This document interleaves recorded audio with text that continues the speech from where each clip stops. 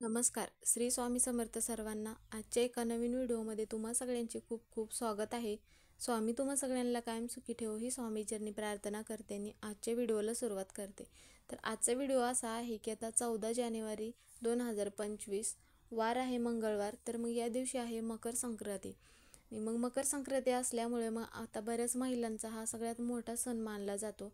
त्यामुळे मग आजच्या दिवशी महिलांनी काही वस्तू खरेदी करायची आहेत, ज्यामुळे काय होईल की आपले सौभाग्य वाढते.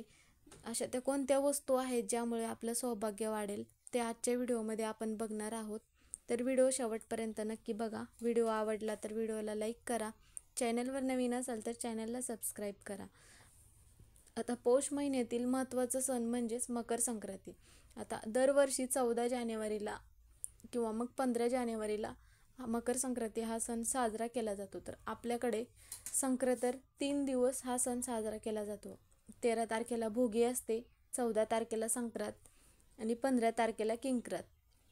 आता संक्रांत म्हणजे संक्रमण ओलांडून जाणे असा त्याचा अर्थ होतो. आणि मकर संक्रांतीचे काय महत्त्व आहे आणि मग कशामुळे मकर संक्रांत साजरी केली जाते. तर मकर संक्रांतीबद्दल अनेक वेगवेगळ्या कथा सांगितल्या जातात. पण मकर संक्रांतीच्या दिवशी संक्रांती देवीने संकासूर नावाच्या राक्षसाचा वध केला आणि मग सर्व लोकांना सुखी केले. त्या दिवशी सूर्य मकर राशीत होता, म्हणून त्या दिवसाला मकर संक्रांती असे नाव पडले. पण ही झाली पहिली कथा. तर दुसरी कथा अशी आहे की मकर संक्रांतीच्या दिवशी भगवान विष्णूंनी राक्षसाचा वध करून त्यांची मस्तकं मंदार पर्वतात पुरले. राक्षसाचा वध केल्यामुळे वाईट आणि नकारात्मकता दूर झाली. म्हणूनच आपण मग मकर संक्रांतीच्या दिवशी तिळगुळ घ्या, गोड गोड बोला असे म्हणतो आणि एकमेकांमधील नकारात्मकता दूर करण्याचा प्रयत्न आपण आजच्या दिवशी करतो. तर मग भगवान सूर्यदेव धनु राशी सोडून मकर राशीत प्रवेश करतात. मकर राशीचा स्वामी शनिदेव आहे, म्हणूनच मकर राशीत प्रवेश केल्यावर सूर्यदेव आपल्या पुत्राला भेटायला जातात असे म्हटले जाते.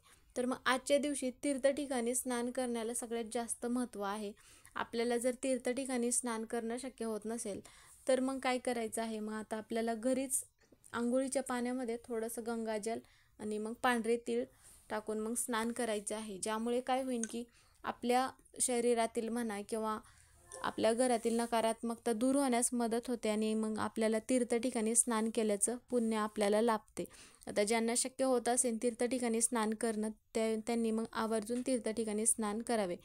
त्याचप्रमाणे मग आजच्या दिवशी काही नियम पण आहेत. आता पूर्वजांपासून आपल्या इथे अशा पद्धती आहेत की संक्रांतीच्या दिवशी गवत, पाने, फुले तोडणे सगळ्यात जास्त वर्ज्य मानले जाते. पण जशी परंपरा बदलत जाईल तसे सगळे नियम कोण पाळत नाही. त्यामुळे मग आजच्या दिवशी नवीन साडी खरेदी करणे किंवा मग काही वस्तू खरेदी करणे हे सगळ्यांना शक्य होत नाही. त्यामुळे ज्या गोष्टी आपल्याकडे आहेत त्यामध्येच मग संक्रांत साजरी करायची आहे. मग हिरव्या बांगड्या ज्यावेळेस आपण आजच्या दिवशी खरेदी करणार आहोत तर मग त्यावेळेस काय करायचं आहे, आता हिरव्या बांगड्या का खरेदी करायच्या, तर महिलांसाठी सौभाग्याची वस्तू आहे आणि मग सौभाग्य वाढवणारी ही वस्तू आहे एकमेव. त्यामुळे मग आजच्या दिवशी आवर्जून हिरव्या बांगड्या खरेदी करायच्या आहेत. आता ज्यावेळेस तुम्ही हिरव्या बांगड्या 6 किंवा 12 किंवा अशा पद्धतीने जशा तुम्ही खरेदी करून हातामध्ये बांगड्या घालणार असाल त्यावेळेस काय करायचं आहे, डाव्या हातामध्ये जर तुम्ही 5 घातल्या तर उजव्या हातामध्ये मग एक जास्त बांगडी घालायची आहे किंवा मग डाव्या हातामध्ये जर तुम्ही 3 घातल्या तर उजव्या हातामध्ये 4 बांगड्या घालायच्या आहेत. म्हणजे समान बांगड्या न घालता उजव्या हातामध्ये कधी पण एक बांगडी जास्त घालायची आहे. तर काही भागांमध्ये काय होतं की ह्या जे सगळे नियम वगैरे आहेत तर हे सगळे नियम मग पाळत नाहीत. म्हणजेच काय होतं की संक्रांत देवीने जी यावर्षी साडी घातली आहे ती साडी मग घालत नाहीत. आता काही भागांमध्ये अशी पद्धत आहे पण काही भागांमध्ये मानत नाही. त्यामुळे आता तुमच्या इकडे जर मानत असतील तर तुम्ही मग तशी प्रथा पाळू शकता. आता यावर्षी संक्रांत देवीने पिवळा रंग परिधान केला आहे. त्यामुळे मग लहान मुलांना म्हणा किंवा महिलांनी म्हणा पिवळा रंग घालणं वर्ज्य आहे. आता तुमच्या भागांमध्ये जर घालत असतील तर तुम्ही आवर्जून घालू शकता. त्यामुळे तुमच्या इकडे जशी साजरी करतात संक्रांत तशी तुम्ही मग साजरी करू शकता. आणि मग त्याचप्रमाणे ही झाली पहिली गोष्ट म्हणजेच की बांगड्या खरेदी करणे. आणि मग ज्यावेळेस आपण हळदी कुंकू वगैरे करतो महिला, त्यावेळेस मग महिला काही काय करतात की मग हळदी कुंकू करत असताना मग त्या महिलांनी मग हळदी कुंकाचं पण वाण दिला तरी चालेल. म्हणजेच काय होईल की हळदी कुंकू महिलांना पूजेमध्ये म्हणा वापरता येईल, महिलांना लावता येईल, किंवा मग तुम्ही छोटासं एखादं देवाचा ग्रंथ किंवा छोटंसं देवाचं पुस्तक वगैरे दिलात तरी चालेल. म्हणजे काय होईल की इतर ज्या वस्तू आपण हळदी कुंकाला वाण म्हणून देऊ त्या वस्तू मग आपल्याला टाकून, आपण ज्या वस्तू दिल्या आहे एकमेकांना त्या वस्तू मग टाकून देणार नाहीत महिला, त्याचा उपयोग होईल अशाच वस्तू मग हळदी कुंकाला वाण म्हणून द्यायच्या आहेत. आणि मग दुसरी गोष्ट म्हणजे रांगोळीचं साचा. म्हणजेच काय होतं की आता दररोज प्रत्येकजण आपापल्या घराबाहेर म्हणा किंवा देवघरापुढे रांगोळी काढतातच. त्यामुळे मग तुम्ही रांगोळीचा साचा किंवा रांगोळी किंवा साखर गूळ ह्या ज्या वस्तू आहेत, ज्या वस्तू महिलांना घरामध्ये वापरता येईल अशा वस्तू जर हळदी कुंकाला वाण म्हणून दिलात तर मग त्या सगळ्यात उपयोगी वगैरे पडतील.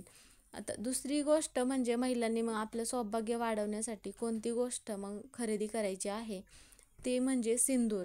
आता सिंदूर हे महिलांचं, सौभाग्यवती महिलांना सगळ्यात जास्त महत्त्वाचं आहे. त्यामुळे मग आजच्या दिवशी जर सिंदूर वगैरे खरेदी केलात तर मग वर्षभर आपलं सौभाग्य म्हणजे वर्षानुवर्ष आपलं सौभाग्य वाढतं. त्यामुळे मग हा शुभ दिवस मानला जातो. तर महिलांनी मग सिंदूर हा आवर्जून आजच्या दिवशी खरेदी करायचा आहे.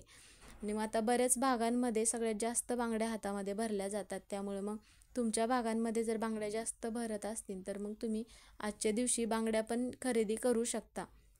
आणि मग त्याचप्रमाणे मेहंदीचे कोन वगैरे खरेदी करणं, हे पण म्हणजे हातावरती मेहंदी काढणे, हे पण एक महिलांसाठी सौभाग्य वाढवणारीच वस्तू आहे. त्यामुळे मग आजच्या दिवशी तुम्ही मेहंदी खरेदी करू शकता. किंवा हाताला लावण्यासाठी नेल पेंट म्हणा, ह्या ज्या वस्तू आहेत, आता बऱ्याच सगळ्या महिलांना माहिती आहे सौभाग्य वाढवणाऱ्या कोणत्या वस्तू असतात. त्यामुळे मग ह्या ज्या वस्तू आहेत ह्या महत्त्वाच्या, त्या वस्तू मग तुम्हाला शक्य होत असतील तर कमीत कमी पैशातल्या आहेत. त्यामुळं मग तुम्ही ह्या वस्तू खरेदी करू शकता. तर मग अशा पद्धतीने आजचा हा व्हिडिओ होता. आणि मग ज्यावेळेस आपल्याला हळदी कुंकू करायचं आहे तर हळदी कुंकू संक्रांतीच्या दिवसापासून ते 26 जानेवारीपर्यंत म्हणजेच की रथसप्तमीपर्यंत हळदी कुंकू करता येतं.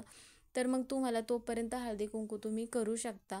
ज्यांना संक्रांतीच्या दिवशी शक्य झालं नसेल त्या महिलांनी मग 26 जानेवारीपर्यंत हळदी कुंकू केलात तरी चालेल. आणि त्याचप्रमाणे लहान मुलांना बोरनान वगैरे घालणे. तर आता बोरनान लहान मुलांना का घालतात तर की मुलांची वाईट नजर निघून जावी म्हणून मुलांना संक्रांतीच्या नंतर बोरनान वगैरे घातले जाते. त्यामुळे मग तुमच्या घरी लहान मुलं वगैरे असतील तर मग लहान मुलांना बोरनान घालायचं आहे. बोरनान घालणे म्हणजे काय की बोरं, चॉकलेट, बिस्किट, लाह्या ह्या सगळ्यांचे मुलांवरून बोरनान घालण्याची पद्धत असते. ज्यामुळे काय होतं की सगळ्या आजूबाजूच्या मुलांना एकत्र बोलवून मग चॉकलेट बिस्किट वाटणे, त्यामुळे मग मुलांची वाईट नजर निघून जाते आणि महिलांनी औक्षण करणे त्या मुलांचं, यामुळे मुलांची वाईट नजर निघून जाते. तर अशा पद्धतीने मग आपल्याकडे संक्रांत साजरी केली जाते. 3 दिवसाचा सण असतो. तर सगळ्या महिलांनी आवर्जून आजचा हा म्हणजेच की संक्रांत साजरी करायची आहे. तर आजचा व्हिडिओ हा इथेच संपला. व्हिडिओ कसा वाटला कमेंट करून नक्की सांगा. व्हिडिओ आवडला तर व्हिडिओला लाईक करा. चॅनलवर नवीन असाल तर चॅनलला सबस्क्राईब करा. कमेंटमध्ये श्री स्वामी समर्थ लिहायला विसरू नका.